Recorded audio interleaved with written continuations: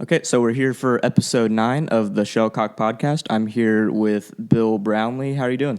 I'm well, Aaron. Awesome.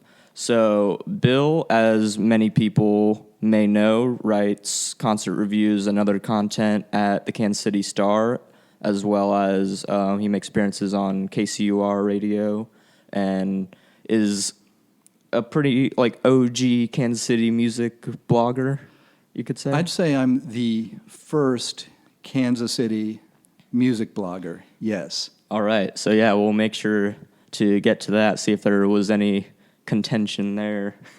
But Bring it. So, yeah, I guess we could start with when we first met. Is that a story you'd like to tell? I'd love to, Aaron, because I think it reflects on you in a positive light, you know, I think it does for both of us. A young gritter. I was... No Rich the Factor. No. I was working a Roy Ayers concert at the Blue Room at the American Jazz Museum, and arrangements had been made for me to get into the sold-out show. It's a small room, and things had gone awry, and I was held up at the door. I was texting people saying, you know, what the heck, get me in, because the people at the door weren't having it. Yep. And at 15 minutes into this kid, who I'd never seen, maybe this is about 2 years ago, maybe, walks in and says to the door people, hey, I'm on the same list that Bill Brownlee's on. And I'm like, what? Who is this? You know, did the Star hire some high school photographer? You got some intern coming with you? Yeah. So, it turns out that it's just Aaron doing what Aaron does, which is getting into the right shows. Finessing. Yeah. And eventually, Aaron and I were both escorted back into the room by the CEO of the American Jazz Museum, which was nice. Yeah, no, but it was a little strange though, like going through all these hallways when it was like such a small room. But she brought us through the back way through the museum. And I'm like, what's going on right now? But yeah, that was an odd choice, but it was a really fun show, and it was one of the highlights off stage highlights was. Tyler, the Creator, stopped by. Yeah, and was going hyphy during the show. Yeah, I had tweeted Tyler to stop by because he was in town that night, and he replied just in all caps like "okay," and then he just makes his way over to the Blue Room, and that was cool meeting him real briefly there. Everybody loves the sunshine.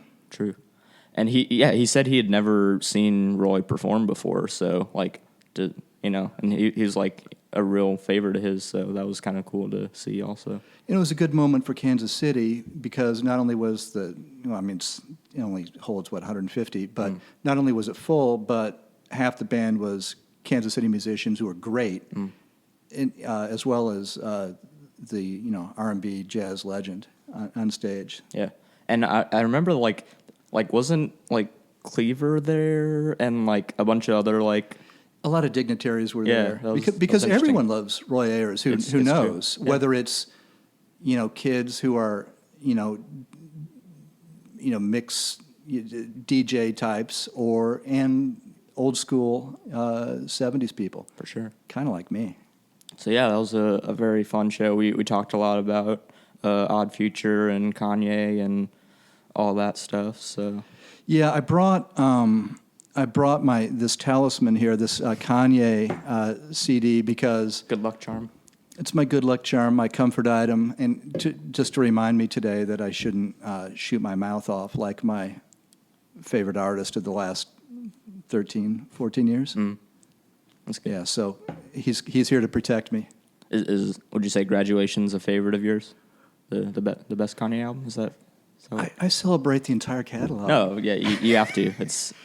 I could talk easily for an hour about how important each one of his albums is to me, from College Dropout to Yeezus.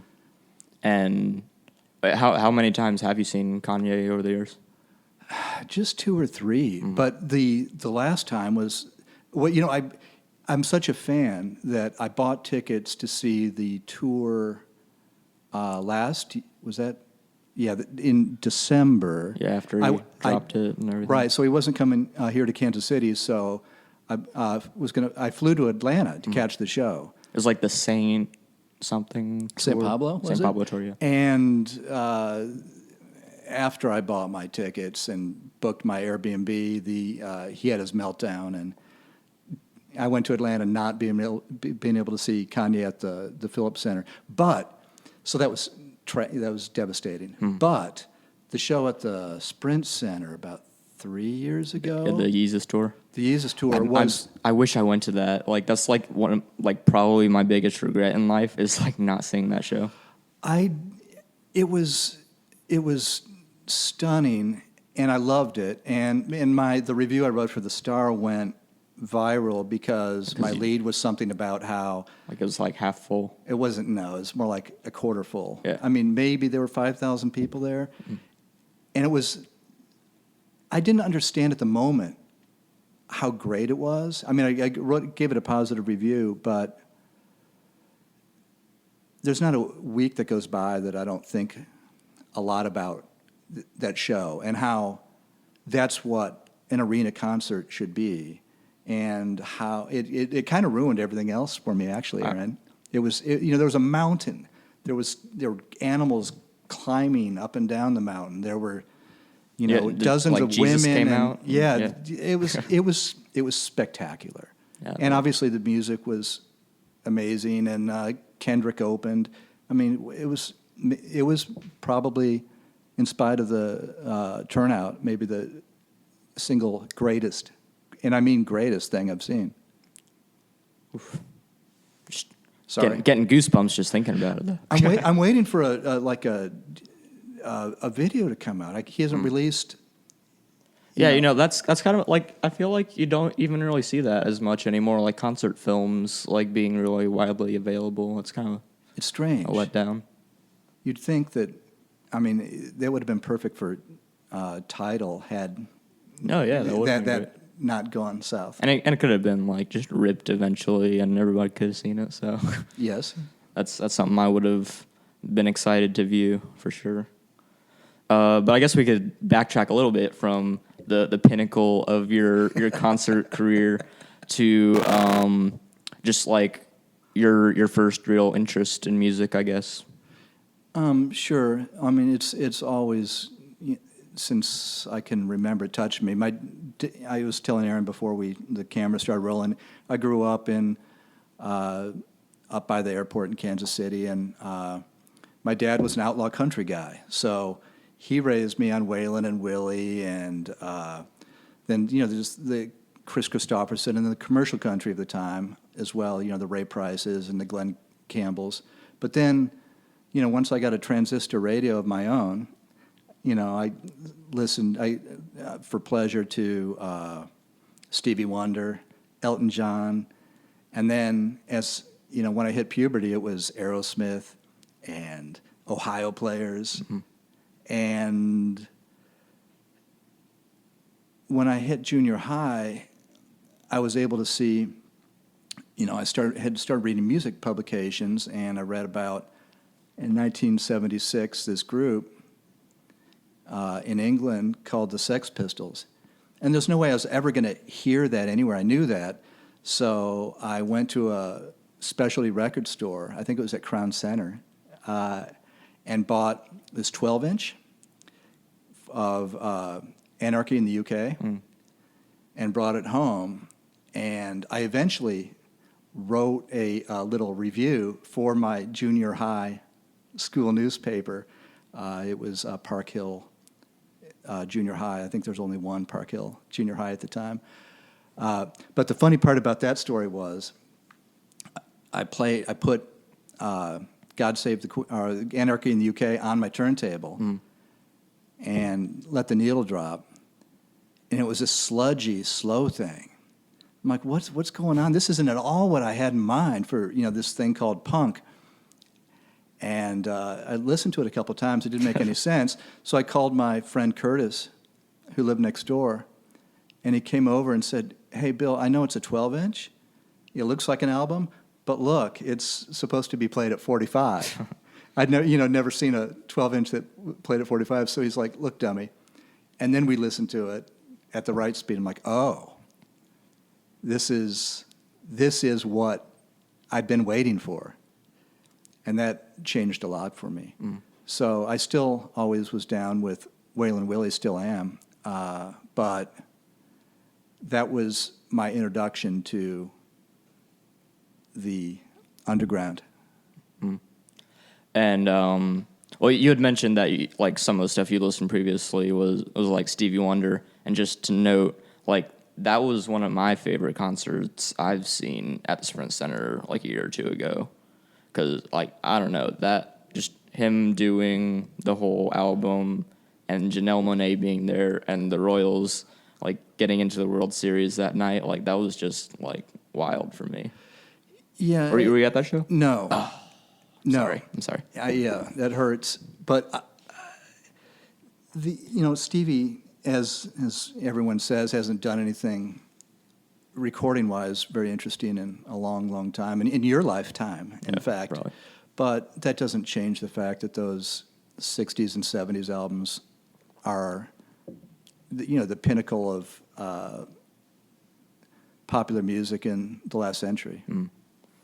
And so yeah, like what kind of like magazines and stuff were you reading when you first found out about like all like punk music and all that stuff?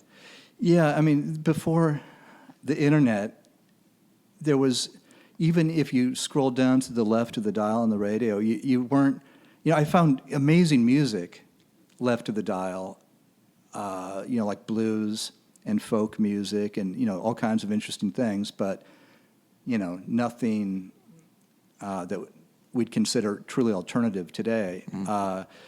So, yeah, publications were your only hope, and, and things. I mean, I read like Rolling Stone and so on because that was just, you had to. Yeah. But then the British weeklies started being made available here. Back when there were newsstands, you used to be able to go to the corner magazine shop and buy a New Musical Express and Sounds, and then there was a publication, an American publication called Trouser Press that was it monthly or bi-monthly, and that was important. And then later on, there was Maximum Rock and Roll for the hardcore, punk stuff. But yet you had to rely on all those things because that was it, But unless you lived in a town with a college radio station, but that came a little bit later too. Yeah. So, like, I don't know where this really fits in, like, your timeline, but you had mentioned to me at the DJ Shadow show we were at that you'd been working at, like, a bluegrass festival at one point, and that was interesting for you? I mean, the story on that was I graduated from college in 1985. And that was the Reagan era, and I know that, current rappers disparage, a lot of aspects of that. But for someone like me, a white guy who just graduated from college, there was just money out there waiting to be had. I could have, went to work for a bank and, started making really good money right then in 85, but I wasn't feeling it. So, but I was looking for work. I read a story in the Kansas City Business Journal about a guy who owned a music distribution company. It was called House Distributors. And it was the same man who also owned Penny Lane Records, one of the big locally based record store chains at the time. So I started calling this guy. I called him every day for 2 weeks. He wouldn't take my call. Finally, his secretary put him through, and he said, "Who are you? What do you want?" I said, "I want a job." And I read the story in the Business Journal, and I think I could really help you out. I mean, that's my passion. And he said, "Oh, okay, come in Monday. I've got a minimum wage warehouse job." And I took it. So I worked minimum wage in an unair-conditioned warehouse. It was the summertime, pulling albums, literal, vinyl, off shelves and boxing them up and sending them to record stores around the country. That's what House did. And I was overjoyed. I thought, this is fantastic. Even with the sweat dripping down, this is my dream. But eventually, I worked my way halfway out of the warehouse, and I would take this again. This is all pre-internet, so the orders came via the phone. There'd be sales reps who would call in and say, "I'm going to read you the order from Waterloo Records in Austin, Texas, or Rose Records in Chicago," and I would manually write down the orders, go out into the warehouse, pull them, ship them off. But hearing the sales rep on the other line, sitting in a record store, having a party with his, with his buyers, I'm like, man, that's the job I want. Yeah. Because not only are they having fun, and not only are they not in a warehouse sweating, but they're making money on each one of these sales. Commission. They're working on commission. I'm like, that's it. So eventually, I worked my way into the field as a sales rep, and that became my career until the post-Napster era destroyed all that. But that was like 15 years of my life doing. That's about right. 15, 20 years. I was a sales rep for independent record labels. But early on, one of the gigs that I inherited was going down to filling a van with all the bluegrass stuff we had from Rounder Records, who later became my official employer. Flying Fish, Sugar Hill, Rebel, all these bluegrass labels. I'd drive the truck down to Winfield, Kansas, for the Winfield it's called the Walnut Valley Bluegrass Festival. And I was the on-site vendor selling albums to the pre-hippie era bluegrass fans. Was that a problem in the heat? Would the heat warp the records at all? I mean, you can't. There was no vinyl then has nothing to do with vinyl now. There was. It wasn't. No one talked about sound quality. Yeah. No one talked about special pressings. I mean, those existed, and in fact, we sold some of those specialty labels. But no, you keep an album out of the sun, it's going to be fine. Yeah. Okay. That's always a worry of mine. When I have a very small vinyl collection, but if it's getting too hot in my room, I'm like, oh, is this going to be bad for my records? I'm like, no, someone who grew up on vinyl. Now I don't. I'm glad that there are places like Mills Record Company in Kansas City, owned by a cool woman who helps elevate the profile of local musicians. I'm so glad that exists. That said, I have no interest in participating in the vinyl revival. I don't understand. You just need the music itself, and you don't really care how you get it. My dream all this time was having instant access to all, most of all the music that's ever existed. And now that that's here, I think some people aren't quite grateful enough. It's like, oh, this is the dream, Yeah. And every Friday being like Christmas for me. It's like all these new releases to listen to. This is the single greatest moment for me as a music consumer in my lifetime. If people want to go out and buy vinyl at $25 a pop and deal with the hassle, more power to them. But that doesn't work for me. How long ago did you realize and just get really excited about the fact that everything was so readily available? Well, I mean, at first I had to mourn the end of my livelihood. Yeah. That hurt. I was on a conference call at one point with 25 sales reps for a company I worked for, and one of the sales reps before the call started said, "Hey guys, there's this thing called Napster. I just heard about it," and everyone was like, "What are you talking about? Shut up." And, then I think it took about 3 or 4 years for everything to collapse. And that's when I went into, freelance writing. I mean, that's not the way I planned it, but that was a transition I made. And, I had lots of good years, because I was, here in Kansas City, I was the Walmart sales rep. So I was sold, literally millions of, at that point it was compact discs, through Walmart. Those were good. Those were really good years. And there are other customers in the middle part of the country as well that were very significant. But man, I mean, those were good times for me, financially and otherwise. So, but yeah, when did you get to the point where you were excited about like having Spotify and all that type of stuff? Oh, I got into it like all. You subscribed right away, like and all that stuff. Oh yeah, I mean, but the early streaming services, like at one point, I think the first time I paid money for music streaming was Yahoo. Back when Yahoo was like the powerhouse, they had a $5 a month streaming service. It was great. No, it wasn't. Cell phones weren't a thing yet. It was just, it was still. It might have even been dial-up, online connectivity at the time. But yeah, I loved it. But what was some of the first writing work that you ended up doing outside of the middle school paper? Oh, yeah. Well, I've always kind of had a side. I mean, even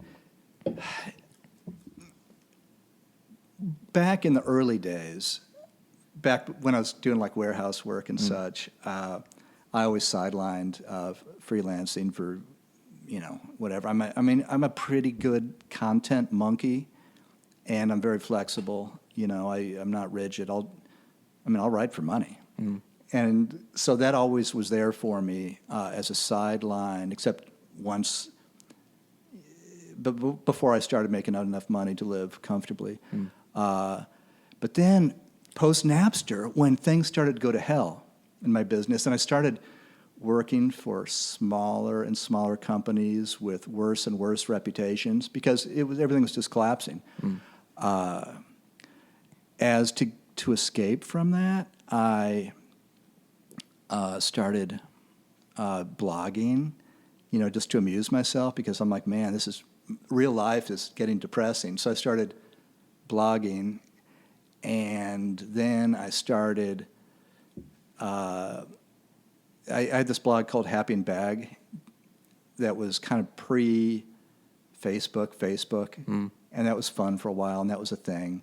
And then, I don't know, 12, 13 years ago, I started this MP3 blog called ThereStandsTheGlass.com, but it's through Google's Blogspot. And that was a fun diversion as well. I'd post a few times a week an MP3 of that was something from my own collection because I have a pretty big collection, but something that was rare or out of print. And the premise was you could download the MP3, but there'd be a photograph of a beverage of some kind, whether it's a Pellegrino or whatever, with the physical album in front of it, and then my commentary on whatever that song was and its importance to me. So it'd just be like a good pairing, you think, of music and beverages? Yeah, At the time, I guess, There Stands the Glass is a Webb Pierce song, an old country song, and I can't remember, but I must have been drinking a lot at the time to come up with that idea. Alcohol. So that probably played into it. Yeah. But it was so I did, that was good. And incidentally, I've got to mention this because you don't know this, and I haven't talked about this in a long time, but with some friends, a guy named Shannon Schlappy, who's still around in music in Kansas City, and a guy named Matt Morgus, who has since become a millionaire real estate mogul in Los Angeles. It was the podcast you did, right? We did it. We had a podcast. Yeah. You know that? It was called Quick Snap, and it was one of the first 100 podcasts in existence. So, and what we would do, we worked together at a crummy music distribution company. And we did that to take a break. We would, on every Friday afternoon, we'd go buy like a 12-pack and start drinking and record a podcast, just like this, except not professional. Yeah, but I definitely want to get back to this. But what were some of like the magazines and stuff you were writing for, like when you had first got started before it started growing smaller and all that? Like, were you writing like Rolling Stone and like other stuff like that? Oh no, I never. On the music side, I don't think I was ever published by a national publication. I did some business bylines in national business publications that are just kind of like advertorial type things.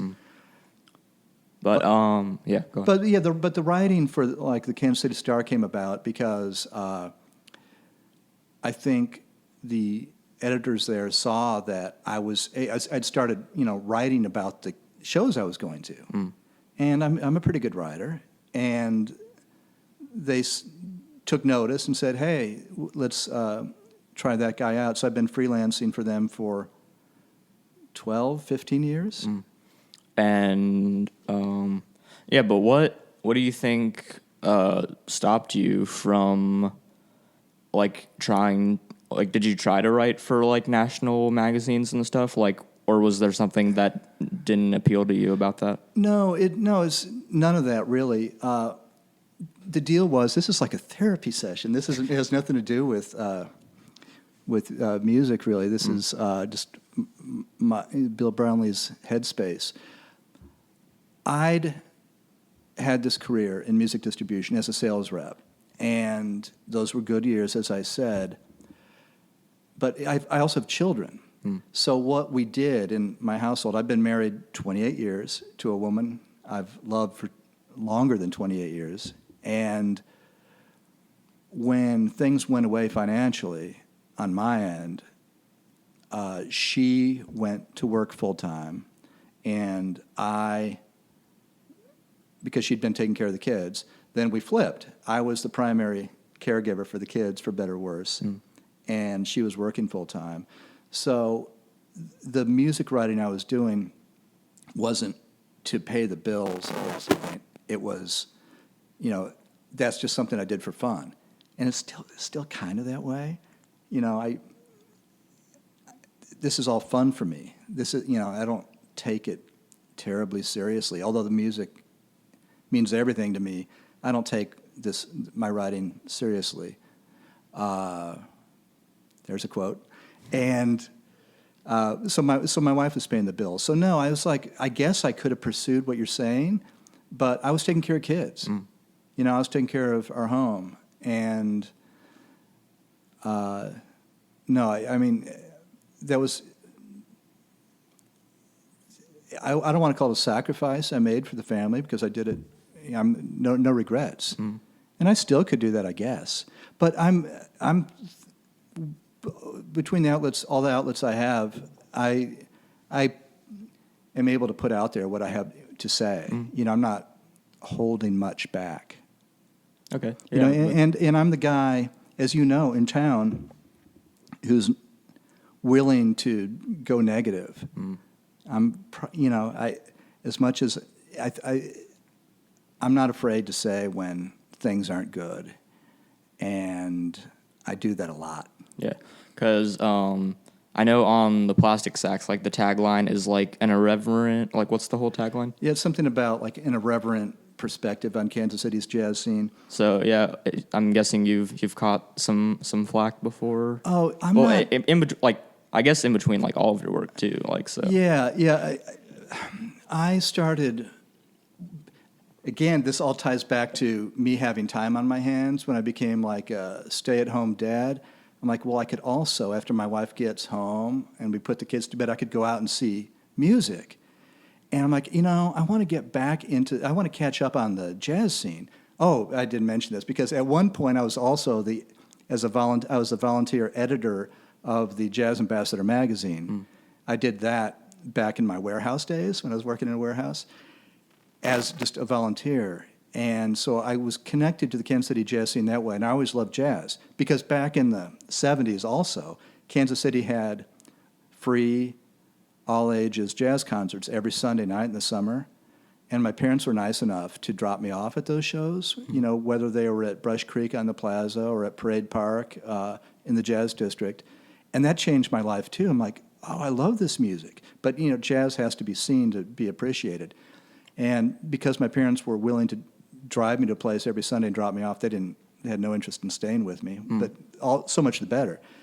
But so I loved that music. But when I decided to get back into the scene 12 years ago, when I had time again, because I wasn't traveling on the road selling albums anymore. So I was like, wait, I can't figure out what's going on. You know, there's no outlet. There's no way to see who's playing where, or even if you knew who's playing at Jardines or whatever, I don't even know what they sound like. So I'm like, man, if no one else is going to do this, I'll do it. So I started the site, and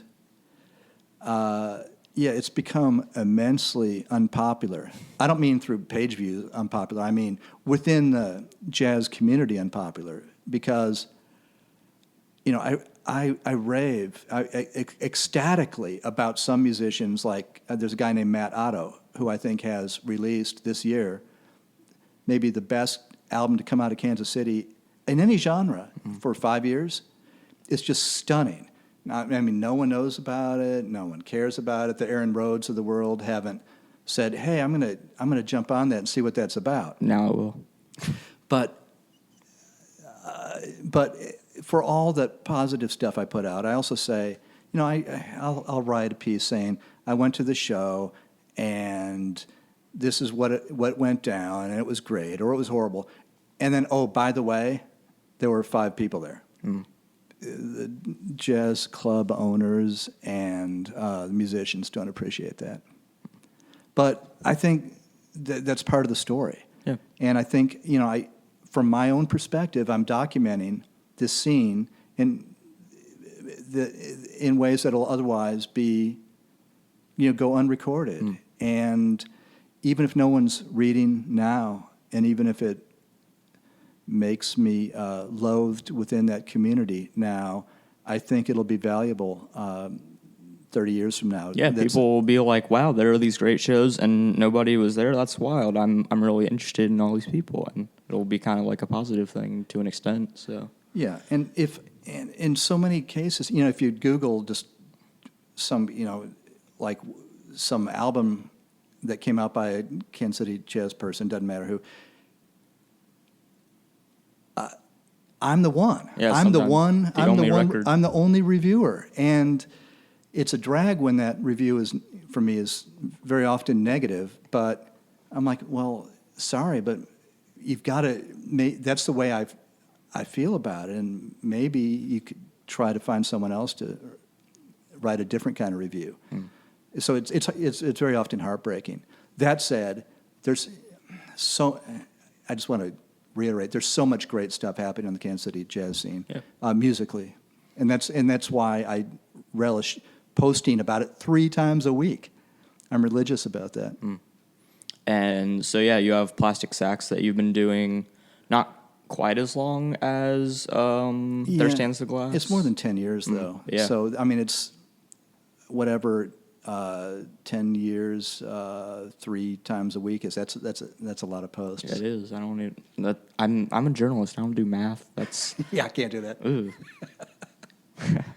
But yeah, so tell me a little bit more about There Stands the Glass, and so yeah, you were saying before the first Kansas City music blog. Yeah, and has anyone challenged that over the years?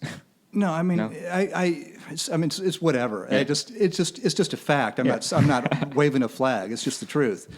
But you know, at some point, I blame Drake. I started getting takedown notices. Like if I put up something mentioned the name Drake, I'd get contacted, and it was really unpleasant. I'm like, but yeah, didn't post a Drake song, but it didn't matter. So I stopped with the MP3s, and besides, it became pointless anyway because no one wanted MP3s anymore anyway. So now I just write it as it's more like a diary. It's like my own bookmark page. It's like, like an aggregate. Yeah, it's an aggregate. It's like this week, I'll say I reviewed DJ Shadow on Monday. Here's a link. I reviewed. DJ Shadow this week was DJ Shadow on Monday. Iron Maiden Tuesday. I went out to the Green Lady Lounge on Wednesday. Thursday. God, at some point, I must have stayed home. Last night, I went to the Lawrence Field Day Fest. Today, after Aaron and I are done, I'm going down to the Riot Room for a show. But anyway, because I won't be able to remember that next week, let alone in 5 years, I'll say I did these things. Yeah. It's just for myself. I mean, you can read it or not, but it really is like a diary. I reveal quite a bit there. Oh yeah, and every post kind of starts with like a paragraph or two about like what you've been doing that week and like what music really impacted you and what I'm listening to. That's part of it too. Like this week, there's this woman named Nick Acosta who fell off. I mean, it's like what happened? But 15 years ago, she was a thing. She was like a Prince acolyte, and she was touring when Prince wasn't, and kind of doing exactly the Prince thing with a full band. And she's fantastic, amazing, dynamic, just like, really heavy, sweaty R&B. Anyway, she's got a new album out that no one knows about. And it's really, really good. So today I'm like, this week I was like, I wrote my impressions of this great new album that is totally off the radar. I mean, but because it means a lot to me, and I think it's important. And maybe when it comes time to putting together like a best of list for the end of the year, I'll be like, oh yeah. I'll look back at my own site and say, yeah, Nick Acosta. Yeah, and you do have a lot of like lists and stuff on there, like best shows, best albums, best songs of the year, and all that. I don't hide from people. People say, well, you just trashed for the Kansas City Star X. Well, what is it you do like? I can say it's all right there online. You can take a look at my favorite albums, concerts, and songs of every year for the last 10 years. So there it is. That's what I personally like.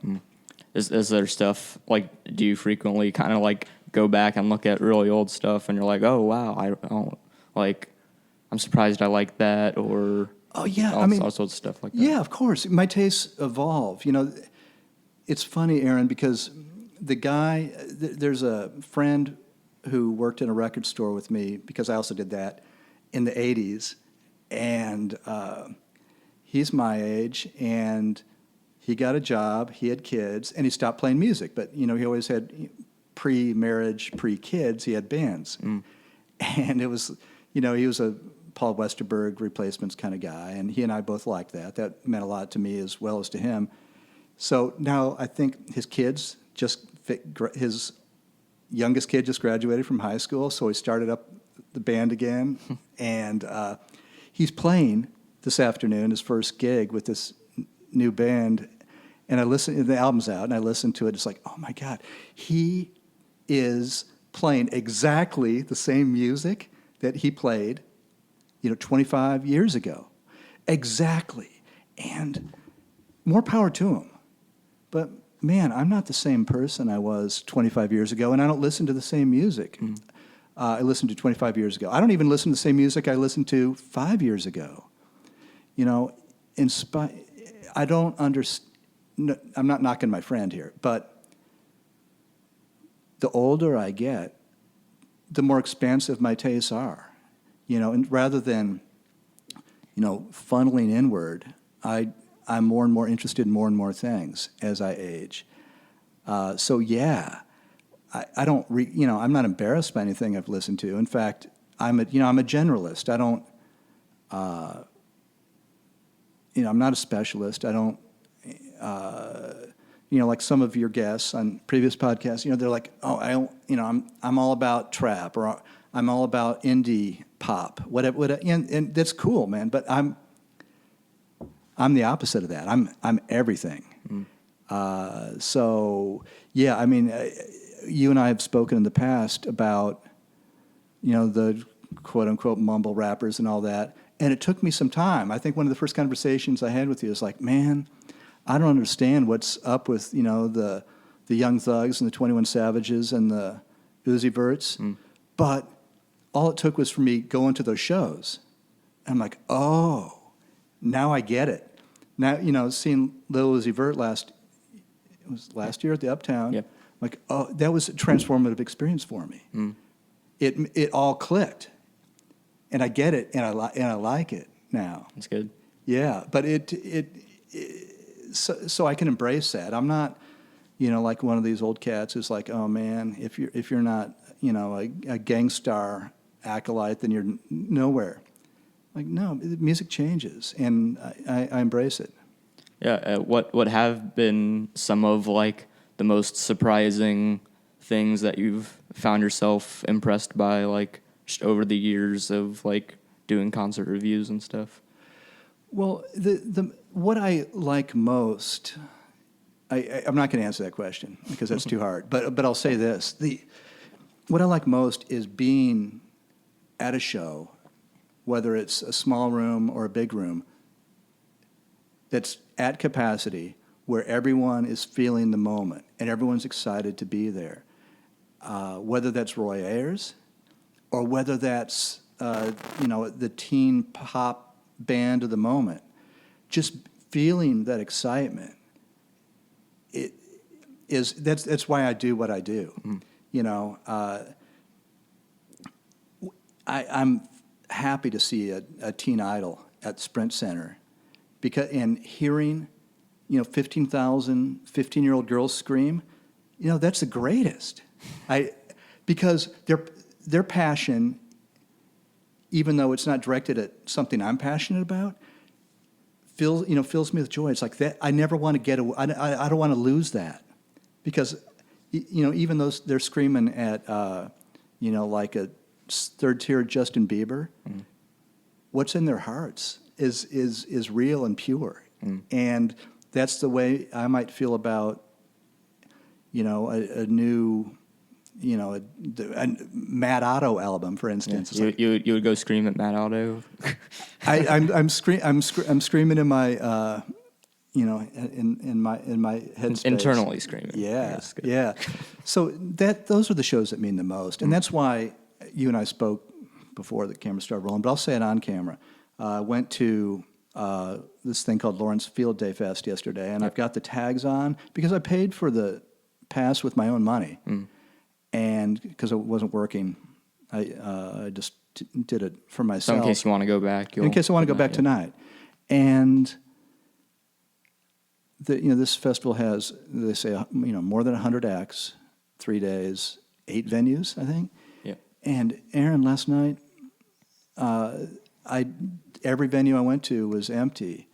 And it didn't matter how good the music was on the stage, really, because there was no one there to share, there's no energy, and it's almost impossible, I think, to have a memorable, positive, concert-going experience when the room's empty and the guys on stage, the gals on stage are looking at an empty room. So it was a drag. It was a real bummer. And it made me feel impotent too, because I'd previewed the event for the Star, and one of the acts I featured in my preview, I went to that showcase, and it was on the main stage, and there were less than 25 people there, and it was embarrassing.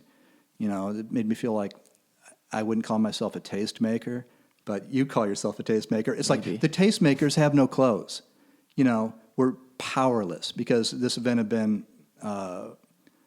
promoted heavily on a lot of significant outlets, and yet no one was there to see these locally based artists.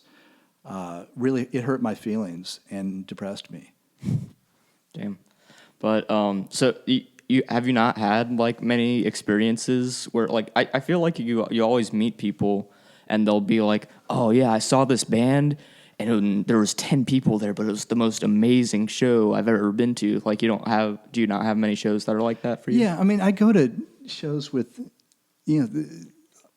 of all stripes, but with some packed, some not so packed. But the show, like the Kanye West show, for instance, that's a good example. Yep. That was, like I said, the greatest thing I'd ever seen, but the arena was at a quarter capacity. But the spectacle was so great that everything around you melted away because Yep. it was immersive, It was like a ride at Disneyland or something. So I guess in that sense, that the audience didn't factor into it. And I don't even think that there were never breaks between songs. It was like a symphony or something, Mm-hmm. the way he put it together. Yeah, man, I've seen,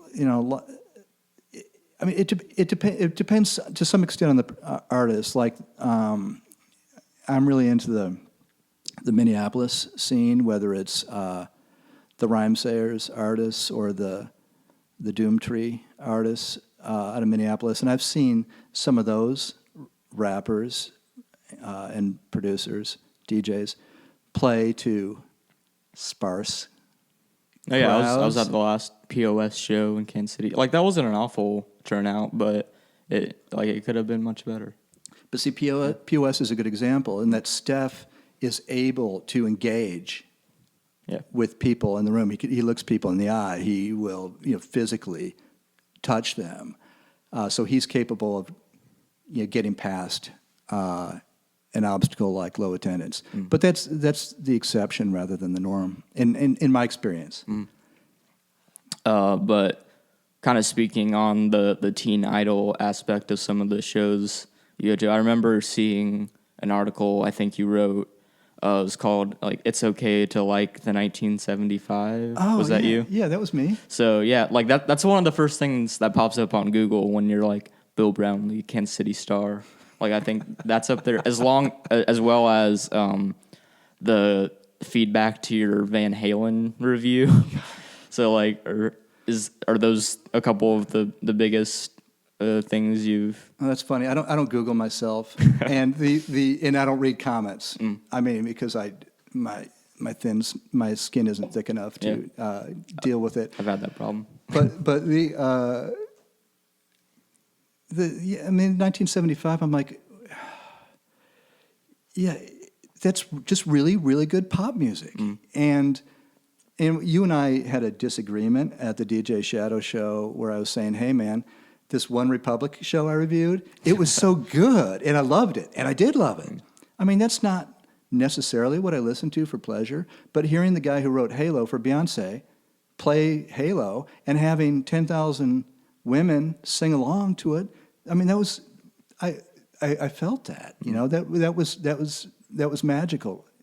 No irony, I really was down with that. So with the 1975, same thing, man. I'm glad that music makes so many people happy, and I understand why, and I'm good with that visually and musically. Yeah, the Van Halen stuff, I don't understand. The funny part I don't engage in that discussion because I don't understand it. I reviewed a Van Halen concert and I slammed David Lee Roth. I'm like, man, it just didn't work at all. His voice is gone, and and I think I might have said Sammy Hagar was better, or I think I said he should have. Maybe if they had background singers, that could help some. But I didn't think anything of it. So what? It's Van Halen. It's whenever I wrote that 2015. Who cares? Yeah. Well, turns out people care a lot. So no, I know Sammy Hagar though played Rockfest this year. Is that something you attended? Yeah, I reviewed that. Yeah. And How was he? I would have gone. He was great. Yeah. Are you kidding? He had the the Van Halen bass player. He had was it? I can't remember who the drummer was. Oh, it was Jason Bonham, from John Bonham's son from Led Zeppelin on drums. Dang, it was great. I mean, it wasn't significant musically. It was just a party, you know. What was it? All Van Halen tracks, or what? No, it was he started in the '70s with Montrose. So he played a Montrose song and what's that song, like Sugar Cherry? But everything he did, he had a band called Sugarfoot. Is that right? I don't even know. But yeah, he played his whole career. It was good. And he played. They did Zeppelin. They did. Maybe some Hendrix. It was just fun. But yeah, that was good. It's interesting that this year's Rockfest was The Speedway. It was at the Speedway, but they kind of backtracked. I guess this 98.9 The Rock tweaked its format, so now it's more of a heritage, as much a heritage station as it is a Stone Sour, Metallica type station. And it made for a good show because it was a lot of older acts like Rat. It was fun. I liked it a lot. You don't like that? That doesn't bother. Like, I feel like 101 does a really good job of covering that part of the radio. So I don't know. I mean, I feel like you would want something that has a lot of active bands. But I think here we go. This is Kanye. Help me. I don't think there's a lot of interesting or compelling mainstream rock being made right now. Oh yeah, definitely not. But so the station's compelled to go backwards because there's no new Guns N' Roses right now. Yeah. So what else are they going to do? It's a challenge. It's a drag that there's no. I like straight ahead rock.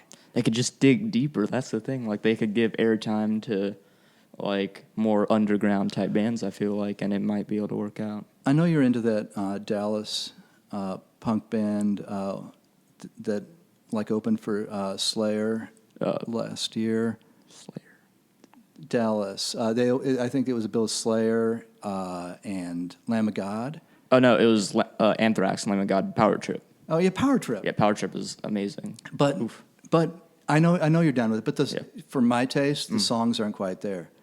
I don't mind the attack, but I just want tighter songs. Yeah, just more radio ready type stuff when you're on the radio. Yeah, why not? Okay. Have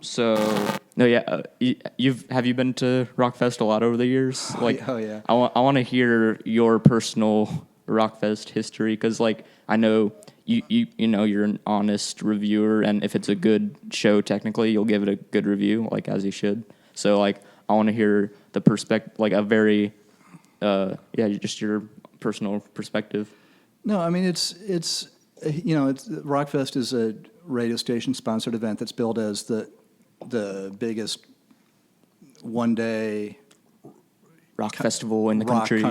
Rock festival in the United States. Yeah. And so it's a big scale event, and it's for most people it's their annual, it's a social thing. You go to be with your people.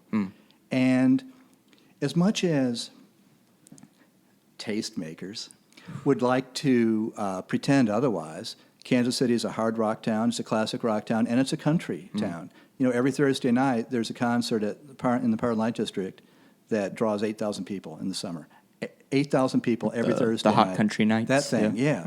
That's what this town is, as well as one-day blowout where you can buy relatively inexpensive beer and drink it in the sun for hour after hour. No, I mean it's that. I guess, Aaron, the novelty of seeing shirtless people covered in vomit passed out on the ground, that's gone for me. So I don't even notice it anymore. Maybe I should get back to writing about that. And so you think your view has kind of evolved over the years of like just looking at the spectacle of it versus focusing on the music? Yeah, I don't think I wrote about vomit or topless women this year at all. It's because that gets all. I try not to repeat myself. I try to keep it fresh. Yeah, people know by now. Yeah. So what have been your favorite performances you've seen there over the years?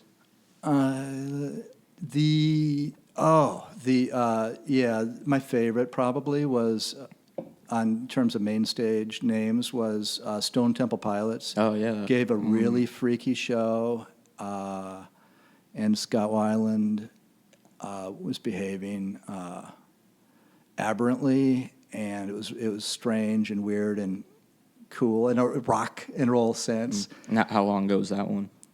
I don't know, 6-7 years. He died. I can't even keep track of people dying anymore. A year or two ago, I think. Yeah. So, but yeah, he had that whole sort of Damocles thing going on then, as he did most of his career. So that was the one. I always like for my own taste, the southern rock boogie bands. I think that always works well live. Like this year, I think my favorite set might have been Blackstone Cherry. Just southern rock, post is easy top stuff, because that works in the sun, and that works with alcohol and all that. Were you there last year though? Last year, I attended my daughter's college graduation out of town. Okay, so that was the show I missed. But wait, did you read about that show? Rockfest that year? You'll have to remind me. I can't even remember. I only saw like 3 bands that day. I saw Ghost, which I was excited about. Like that was pretty much the reason I was there. But I think I saw Seven Dust also, but I was just kind of hanging out. But hell yeah, the band, like it's the drummer of Pantera. Right, Vinny. That band like had a freak out on stage after one song because like I think the bass wasn't working, and like they I think they pretty much threw their stuff down and walked off the stage for like a few minutes after the first song or two. And then they got back out and they were like, "Oh, we're pissed off." And like that was actually looking back, I was like, I'm kind of I think that was fun to watch, but as frustrating as that could have been for a lot of people, but I mean, as a reviewer, I'd never want to see anyone get hurt. Oh, all right, so I'll make that clear. Thanks, Kanye. That said, there's something in the back of my head that's always hoping for some kind of artist meltdown or some kind of complete disaster somehow, because it's interesting. Yeah, and then you're writing kind of like a part of history at some extent, and then like and you just go to like 5 shows a week and you see like good performances, okay performances, but you don't like it's not usually something just really out of the ordinary, I guess that's probably where that come from. You always remember the disasters. Like when I was a kid, I must have been with my dad. I went to a Hank Jr. concert, Bocephus, and he fell down and didn't get up. And I remember it's like, yeah, that was crazy.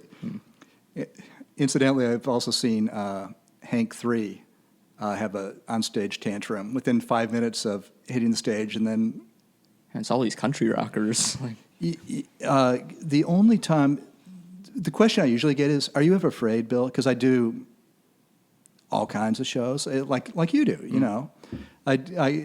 And some of them I guess would be considered unsavory. And no, my answer is no. I'm never afraid, except at country concerts, especially all-day country concerts where there's been lots of drinking. I reviewed an Alan Jackson concert several years ago, back at his peak, and I wore a pink shirt. I don't know if I was trolling or what, but that turned out to be a really bad idea. Oh wow. Yeah, not good. So I guess I want to get to a little bit of what you do at KCUR, because how long have you been working with them? A few years. They started inviting me on to do like year-end music roundup type things, and for a few years now, I've had a weekly segment in which I feature a locally based artist, play their music, talk about it with Steve Kraske, the host on KCUR Up to Date, and highlight a concert that's coming up or a show of some kind. I do that every week, and it's a lot of fun. And I do some insane things. Like this week I played Mike Dillon, who doesn't live in Kansas City anymore, but he's a noise jazz guy. So I played, there are a couple minutes of noise jazz that got on the air this week. That was fun. Anytime you can expose like public radio folks to weird stuff is always exciting, I'm guessing. Yeah, that was a thrill. So, but also feature classical stuff and pop stuff. As I said earlier, I'm a generalist, but the station also lets me write extensively. And for instance, I have what, as far as I know, is the only critical, semi-scholarly examination of Rich the Factor. Yeah, that's good. I need to get around to reading all of that, but it's a long think piece. But if Kanye wasn't here, I'd say that the two Kansas City artists that matter in terms of being popular and critically important are Tech Nine and Rich the Factor. But outside of Bill Brownlee and Aaron Rhodes, I don't know that Rich gets any attention outside of his fan base at all. Yeah. But I think he's critically important to what this city means. In fact, I think Rich the Factor probably represents, is most emblematic. His music is most emblematic of Kansas City in 2017, and actually for the last 10 years. Rich's music is what this town is, and that's not a ringing endorsement of Kansas City at all, but he is the sound of what's actually happening on the streets. And I don't know like how closely you're following like a lot of other Kansas City hip hop artists, but at least like a very small handful of the ones that I've been covering for like the last year or so, like do share a lot of like traits and elements of Rich's music, and like whether they kind of realize it or not, like they're kind of part of that lineage, I think. Yeah, that's good to hear, and I need you to take me aside and say, Bill, listen to this guy, because I try to follow a lot of what you recommend, but sometimes I can't keep up because you are also very prolific. Yeah. And so, yeah, if you could kind of like put that Rich the Factor piece into like, just a gist statement, like, well, I know you said it represents Kansas City in a very broad way, but what else makes him interesting to you? Well, he writes about, it's street music about the criminal underworld, and he raps in code, and he's got this distinctive Midwestern twang, and it's kind of I need Kanye to help me out here, but it's under the influence music. Yeah, thanks, Kanye. And but it's about how the drug trafficking works, and he'll go down in some of his tracks, block by block, he'll name them and cite them, and and reference drug houses and so on. It's terrifying and upsetting, but because he has this Oakland groove to it, and it's really murky, it's eminently listenable for someone with tastes like ours, I think. And what was it? And is part of that code, like I've only listened to like a handful of his albums, but you do notice like these weird kind of themes, and like he's talking about whales all the time, and like his like all of his album titles are just really strange too. Like one from this year is like the Avocado mixtape. I'm like, what does that mean? Yeah, it all has meaning. It's just not gibberish, And from time to time, I'll hang out at Seventh Heaven, the venerable record store on Troost, and talk to the buyer there and say, can you just break some of these things down for me? Because when I can't crack the code. And I usually regret doing that because it's not pleasant usually. Yeah. So yeah, if anyone is not in the know, Rich the Factor is like, yeah, he's just highly overlooked, I guess, too. There's another new one out, 2 weeks ago? Yeah, like 1000.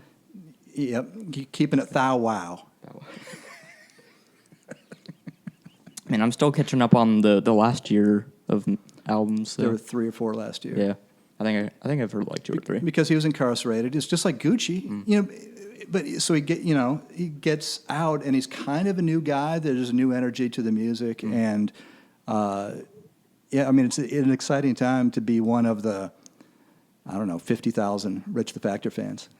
And yeah, you were at the Lil Wayne 2 Chainz show that Rich opened. Yeah, that was weird seeing him in an arena. Yeah, I mean that's got to be cool. Like that was probably like the biggest show you've seen him. Like how many times have you seen him live? 3 or 4, and it's always weird and strange. And he is the small. That's a good example of the smaller the room, the more exciting it is, because he's got this aura about him that it's menacing and strange. And he, even though he's an Instagram freak, which is unfortunate, there's still an air of mystery about him. Mm-hmm. And are some of the where are some of the smaller shows you've seen him at? Like, because I'll see him like I've seen a couple shows advertised for him like at Aftershock and Merriam, and the tickets are like $40. And I'm like, that could be cool, but like I'm not trying to wait till like 1 a.m. and pay $40. So are those some of the type of shows you've seen him at? Stuff like that. And it is because he can command those prices, and plus it's like because he raps about money, the fact that you can buy a $40 ticket to get in puts you in that little club, Yeah. So that's what that's about. And some of those shows have been pretty fun to watch. Yeah, I mean it's brief and it's weird, but it's no different. See, he's just like a lot of these kids, like Uzi, in the sense that he, it's 20 minutes, but it's an exciting 20 minutes. Yeah.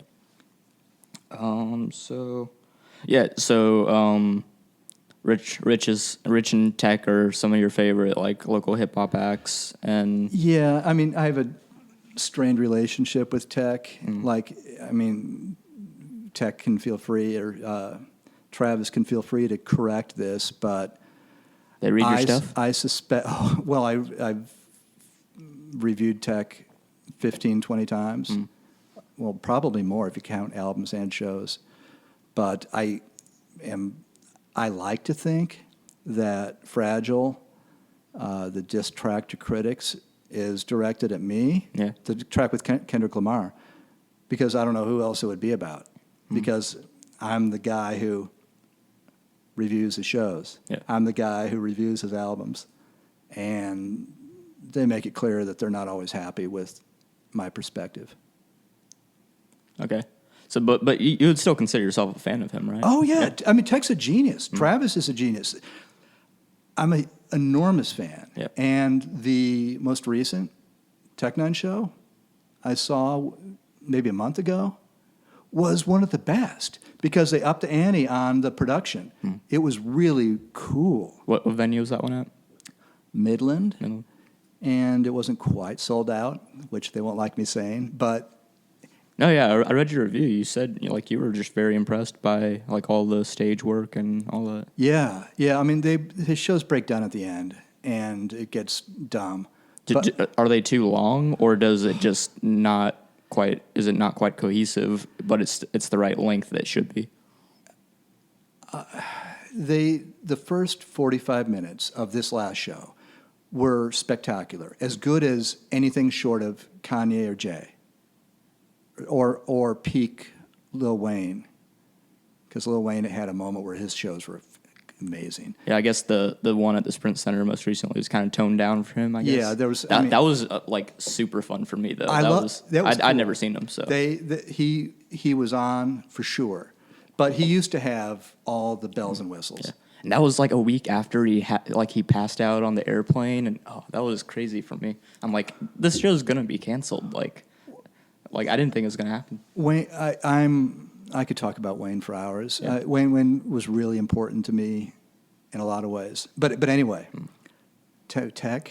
Oh yeah. So the 45 minutes. They've got it's like clockwork. It's really cool. And then they say, okay, that's all the real show we have. Now we're just going to screw around for 45 minutes, and it's just like hanging out like in a post-show locker room, which I guess is fun for some people. And I guess maybe if I drank when I worked, I guess maybe I'd like it.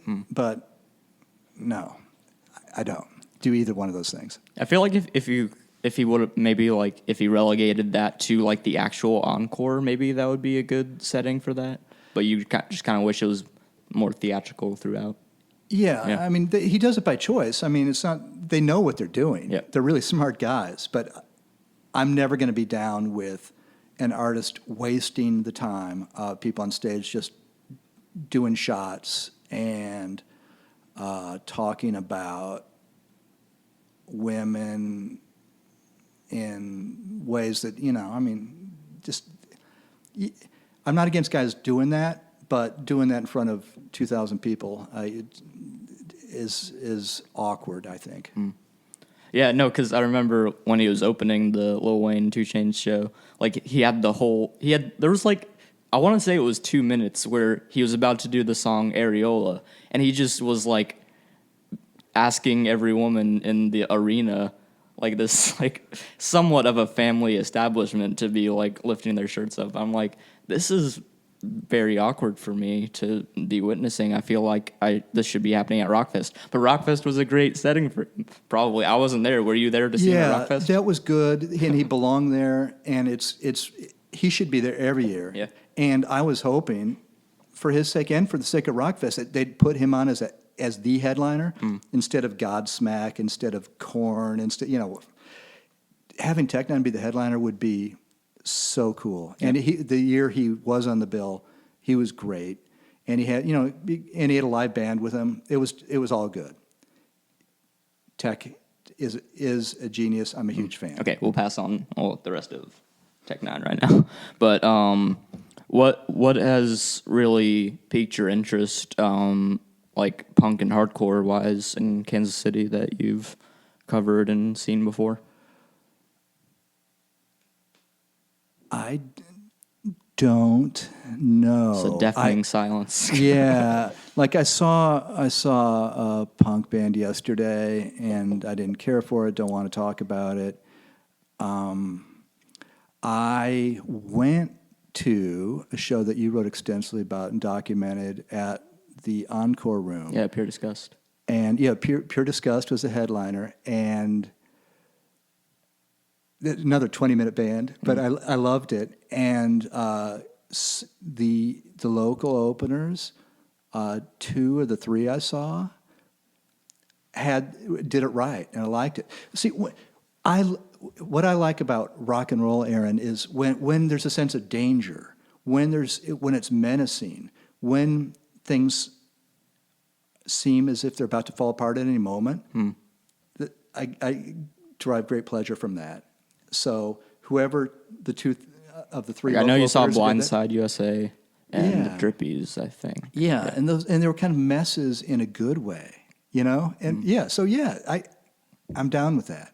But I don't do, the truth is I don't even know where some of the underground places you go to several times a week even are. Yeah. And that's not saying I'm not down for the opportunity to go, and you'll just have to. I'll invite you out. You'll have to like you wrote.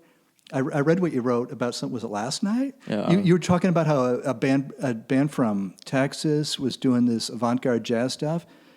Oh yeah, American Hate from Oklahoma. Oh, Oklahoma, and I'm like, damn it! I that sounds like my thing. Yeah, that was really cool. I wasn't even expecting that because before, like all the times I'd seen them, like I think maybe the first 1 or 2 times I'd seen them, it was just pretty straightforward, like really tough hardcore punk stuff, like kind of like almost like this is maybe stretching it, but there aren't bands of this caliber, but like they're pretty much Oklahoma's version of the Dicks. Like it's just really tough, punishing hardcore punk stuff.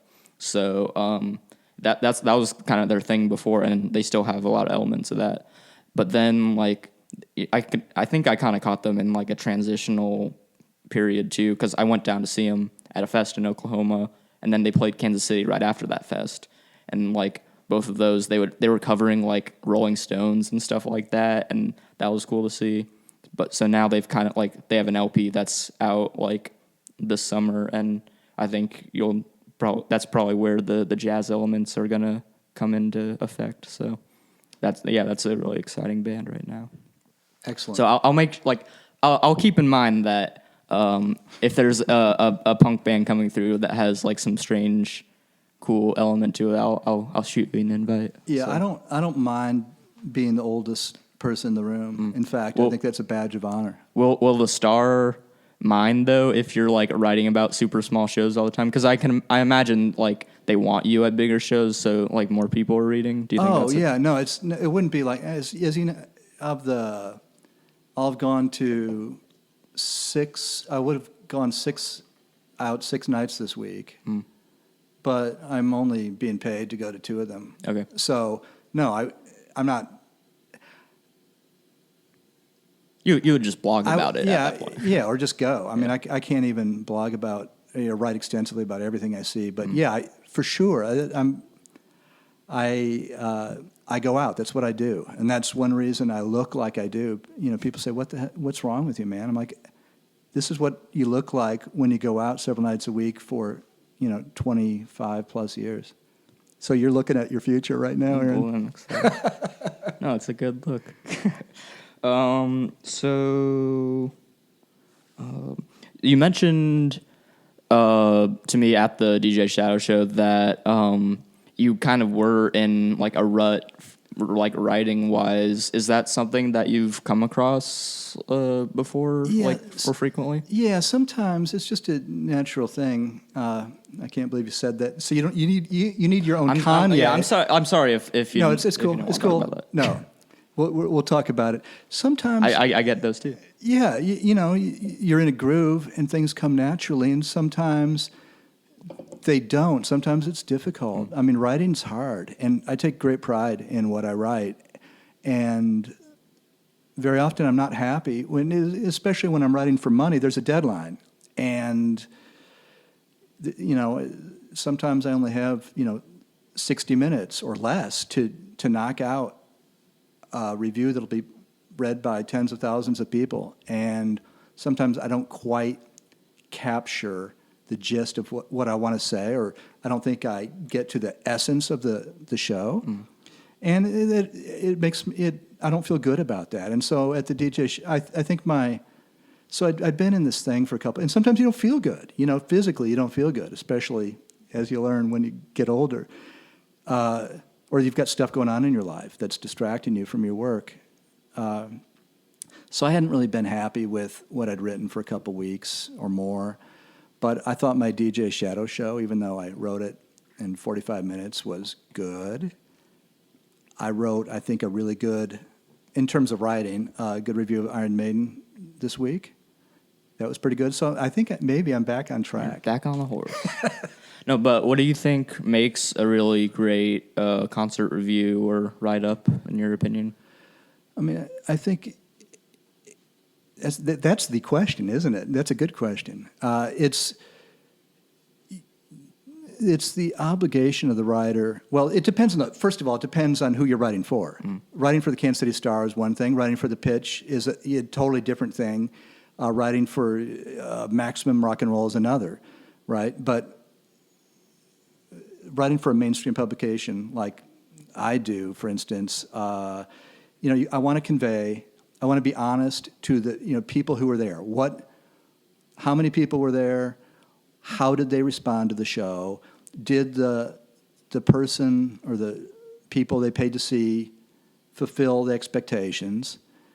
And then provide for the reader who doesn't know who the artist is, who wasn't at the show, explain to them what it was, what's significant about it. Why did this happen? What does it mean? So, for instance, in the show that the review I didn't like last week of my own, One Republic, the pop band, I wanted to convey the sense that pop music, even when it's trifling and doesn't mean anything, can be enormously important. It can be, it can provide just the same amount of spiritual transcendence as something that's important, because One Republic isn't important. But I just couldn't quite. I don't think I nailed that idea. But I try to add some new elements so that someone who is reading the review that doesn't know or care about what I'm writing about still wants to read what I'm writing because they know I'll drop something interesting into it. Okay, yeah. I think that's I think that's something that should be aimed for as any type of, like really any type of, writer with an opinion. So,